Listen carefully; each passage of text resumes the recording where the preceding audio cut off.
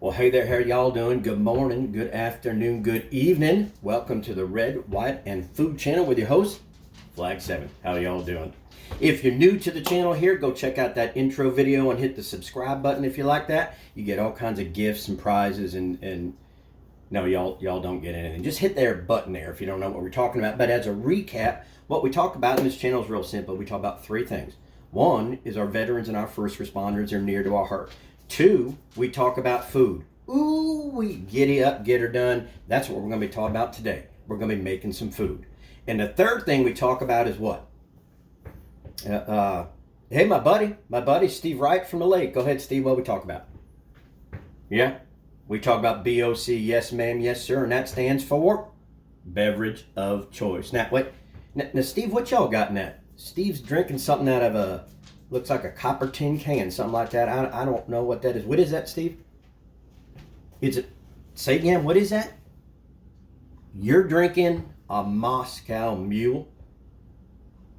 A what? You're drinking a mule from Moscow out of a copper tin can. Yeah.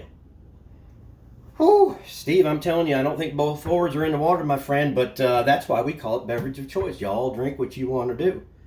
You never know what you're going to get on this channel, I tell you what. So, again, what are we talking about today? We're going to be making an omelet. Yes, now, some of you are saying, come on, Hoss, what do you mean an omelet? We all know how to make an omelet. You just take you a bunch of eggs, you put some stuff in there, and then you flip her around and get her done, and then you serve it up. Well, folks, just because you might be the omelet master from the East doesn't mean that all of us know how to make us an omelet. So we're going to do the best we can. In fact, that might not even be the right question. That's about as useful a question right there as having a pocket on your t-shirt and you done wearing that t-shirt the other way around. You can't even fix duct tape with stupid sometimes. I don't even know. So if you're the omelet master, as I said, y'all just go ahead and maybe get your beverage of choice and keep going. But for the rest of us, we're going to talk about how we make a really simple omelet. Now, funky information. I looked up that Dr. Google and Mr. and Mrs. Wikipedia thing, and they done told me that this is one of the most international foods. Everybody, Japan, Iran, Afghanistan, Africa, Australia, here in the U.S., everybody mixes up some eggs and stuff. And so it's universal. But did you know omelet is one of them their French words, right? Now don't get tricked up. This isn't a multilingual channel up there. So do you know that old Flag 7 spent some time in Paris? That's Paris for y'all over there. And they used to ask me this question. They'd look at me and they'd say, hey, Flag 7, parlez-vous français? I don't know what they've been talking about, but I'll tell you what, if somebody asks you something in a language you don't know nothing about, here's what you do. You look them right in the eye and you just do what a dog does when they don't understand. They'll stop asking you. Absolutely, that's what you do. All right, let's get to it. So when you're talking about an omelet, there's just a couple things you all need to do. One is you need to have some type of pan. So today we're using a non-stick pan. I know I use cast iron all the time, but I like me the non-stick in there because it does what? Yeah, that's right. It don't stick. It just makes it a little bit easier. And y'all need to get you a couple of these things. And they are eggs. Now, I don't care what color they are. White, brown. If you've got or natural eggs coming out, then some of them things are green. They're all, whatever works for you, okay? Today we're going to be making us a 2-egg omelet. You got 2 eggs, y'all can do 3, whatever it may be. And you just need to figure out what kind of victuals you want to put in your omelet. Now they got you the Denver omelet, a farmer's omelet, all kinds of fancy words, but the bottom line is you put in what you want in there. Absolutely. So today I'll show you what I'm going to be putting in there, but it's all up to that. Couple utensils you need to have with you. One of them there spatula thingies. One of those things going to flip them around, and you need one of them there Harry Potter wands, right? I think they call them a whisk. I don't know why it has an H in it. Whisk. How about whisk? W-I. Whatever it is, y'all need one of those things because you're going to mix them up. And a little salt and pepper we're going to be using today. So let's go ahead and get to it. So I'm going to turn my burner on here to about medium heat, whatever that is for y'all over there. And I've got me about a tablespoon of butter, right? And I'm going to put that in. While that's sitting there getting ready, we're going to crack our eggs. Now, a couple tidbits of cracking eggs. You've got to crack your eggs on some type of hard surface, all right? but you don't want to be cracking them on your pan, and you don't want to be cracking them in your bowl. Why? Y'all ever get those little eggs and one of them damn shells gets in there, and then you got to go get fishing in there? It's like trying to pick up Jello. The closer y'all get to getting it, it moved off to the side, and you're trying to pull it out. So you use any kind of hard surface. Do not use your head, all right? I'm just going to use my cutting board, and I'm going to break one egg in there. Woo! Yeah, buddy. Get her done. I'm going to take my other egg on my cutting board. I'm going to crack it right there. Ooh, yeah. Meanwhile, my butter's just heating in the pan right there. I'm going to take me my Harry Potter whisk, and before I'm going to do that, I'm going to add some heavy whipping cream. Now, y'all can use milk. You can use light milk. You can cow's milk, goat milk. I don't care what it is. And I'm just going to put a splash, just a little bit right there. Whew, yeah, that sounds good. Now, for me, I'm going to add some salt and pepper right now from taste. I like to use a salt mill. So it's almost like that kosher pepper that's in there. And then I'm going to get me some, this is a food group. This is pepper. We're going to put some pepper right there. And then we're going to take us our Harry Potter wand, and we're going to go to mixing up. Now, when you're mixing these up, you don't want to mix them up so much that they're turning into like one of them, I think that's another Francais word in there, and that meringue thing. We're just going to mix them all up till they're real good in there. Now, what we want to do is we want to go to a mixing until we see little bubbles inside. Now, why might we want to do that?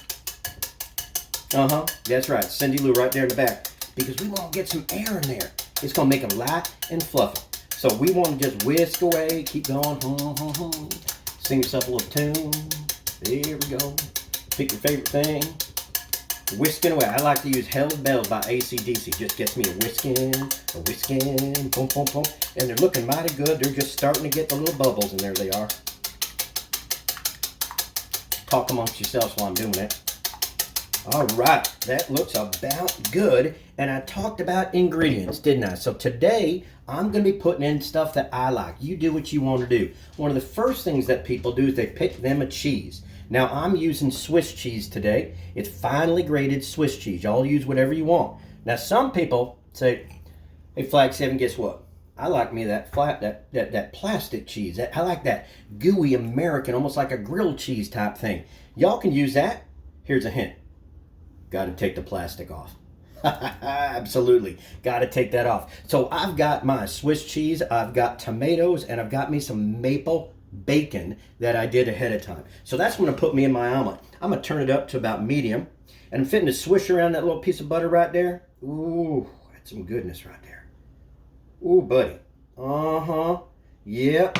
So I'm going to take my eggs over here that I done been scrambling. I'm going to whisk them up a little bit more. Ooh, buddy.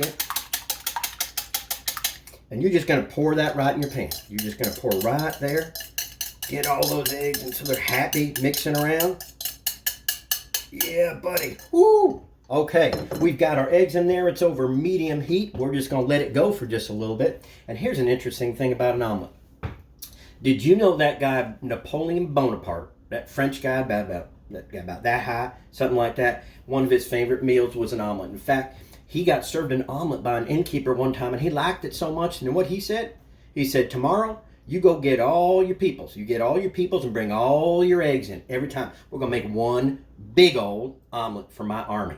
So thinking back, man, omelet's been around a long time. But here's a quiz for you as this is slowly cooking up in here. What do you think is the world's largest omelet? How many of them their eggs do you think that they used to make an omelet? Wait a minute. 10? Now, you want to say 160,000 back in 1994. It was made in Japan. Yes, it was. And they were making that big old omelet 160. Can you imagine the size of that pan? Oh my God, good gravy. That's absolutely incredible. So what are we doing now? We're fitting to watch the eggs sitting in here. And what we want that to do is cook as one unit. So y'all don't want to be getting your spoon or your Harry Potter whisk here. You don't want to be messing with it. You just want to leave it alone. Just let it go. Just step away. I mean to tell you, just don't go near it. Now, if y'all making scrambled eggs, that's when you start to do it. But we're not going to do that. We're going to let that form as one, and then we're going to attempt to flip it. Now, my producer, Xander the dog, y'all see Xander back there, and he said, Greg, Don't screw it up in front of these people. Don't screw it up. Don't you flip that thing sideways, right ways, or the wrong way. You got to do it just once. So we're just going to leave it, let it cook for just a little bit. So it's sitting right there. So I'm going to give you a pause, and we're going to come back when that's ready to flip. My technology done broke, so I'm going to poke you here for 1 minute, all right? All right, y'all, welcome back. So we've been letting it just get nice and soft. It's just looking there, and it's cooking all around. Now, what you want to look at right there is you don't want a lot of liquid sitting on the top. It should look like everything just sort of cooked like one funky-looking pancake. All right, can y'all see that just sitting there? Ooh, fit and smell good. Now, what we're going to do is we're going to flip this bad boy, all right? So you get you a spatula. It doesn't matter what side you go underneath. We're going to just pick one. You're going to go around. You want to make sure it's nice and loose all the way around the sides. We're going to take it. Oh, buddy, see right there, that looks real good. Now, you're going to add your victuals. We're going to add bacon. That's maple bacon. We're going to add some tomato right in there. Oh, and there's some cheese. We're going to add whatever y'all want to put in there. It could be vegetables. Could be mushrooms. Y'all don't put any Brussels sprouts. I hate Brussels sprouts. Don't put them in there. What you're going to do is you're going to take your spatula and you're going to fold it over. You're just going to fold one side. One side. See that right there? One side. You're just going to let it cook. We're going to let that cheese and all that good stuff just come together. You're just going to let it cook for just a little bit. We're still over about medium heat right now. And we're just letting one side cook and letting it get all kind of gooey. Yeah, buddy. Should be nice and slippery. Look at that. Ooh, like Dorothy Hamill on skates. Ooh, buddy. Yeah, all right. We're just going to let that cook right there for just a little bit. Ooh, yeah. Yummy. Now, there's two ways y'all can do this, all right? You can sit there and you can take your spatula and you can just flip that bad boy over and we're just going to let it cook on the other side. Exact same thing. But I'm going to try something fancy. I'm going to see if I can flip this bad boy. What do you think? What's your bet? Oh, get her done. Get her done. Whew. Look, Xander was afraid. He thought I was going to throw it up on the ceiling again.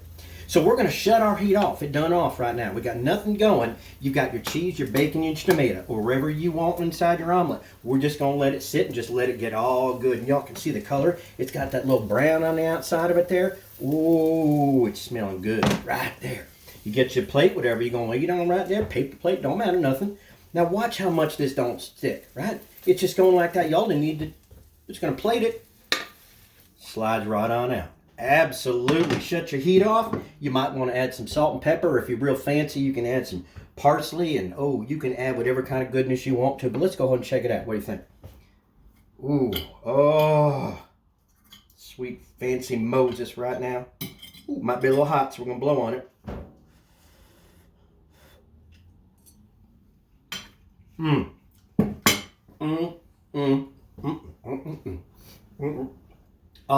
Now, how long did that take us to do? This video is right about 13 minutes, but I've been gabbing away, just jawing away. So it's going to take you about 7-8 minutes to do that. Y'all put in whatever you want to. You can put anything in there. Tricks, folks, make sure you add some milk in there and make sure you whisk it up really good. I'm going to end the segment as I always do. We talk just a little bit about our veterans. And y'all know that on my right wrist, I wear a thin blue paracord for my son as a police officer in Myrtle Beach. On my left-hand side, I always wear a memorial bracelet for a fallen service person or first responder. Today, I've got me Brian Bill on my arm. Master Chief Petty Officer Brian Bill. He was a Navy SEAL. We call that a special warfare officer. Now, Brian Bill was some kind of unbelievable young man from Stamford, Connecticut, and he tragically died along with a lot of other people on a Chinook helicopter back in August 11 of 06. And you might have heard that. It's Extortion 17. Many good men and women perished trying to save different people. And this young man was unbelievable because, folks, not only was he a Navy SEAL, but he was a skier, a mountaineer. He was a pilot. He was a triathlete. I mean, this gentleman was unbelievable in what he did. I've had the unbelievable honor of meeting his parents, Michael and Patricia Perry, and there's some fine folks out of Stamford, Connecticut. But the thing that impressed me the most about this young man is one of the cousins of Brian Bill said, this man was noble. He was caring. He was dedicated. He was dedicated to his family, and he was one of the most compassionate people y'all ever met. So, folks, I want you to honor and remember those who have fought for our freedom and put on a uniform so we can do what we want to do. Have fun on this here channel and having all kinds of stuff. I want y'all to go check out Brian Bill, B-I-L-L. Take a look because we want to honor and remember them, and we want to say their name. Let family members know that we do care about them. So I appreciate y'all so much. I hope you enjoyed your omelet there. And Steve's got his beverage. He's on a second mule. I don't know what that boy's doing over there. So y'all have a great day. We look forward to seeing you again. And again, my technology's done broken, so I'm gonna poke you when I say goodbye. All right, y'all. Take care.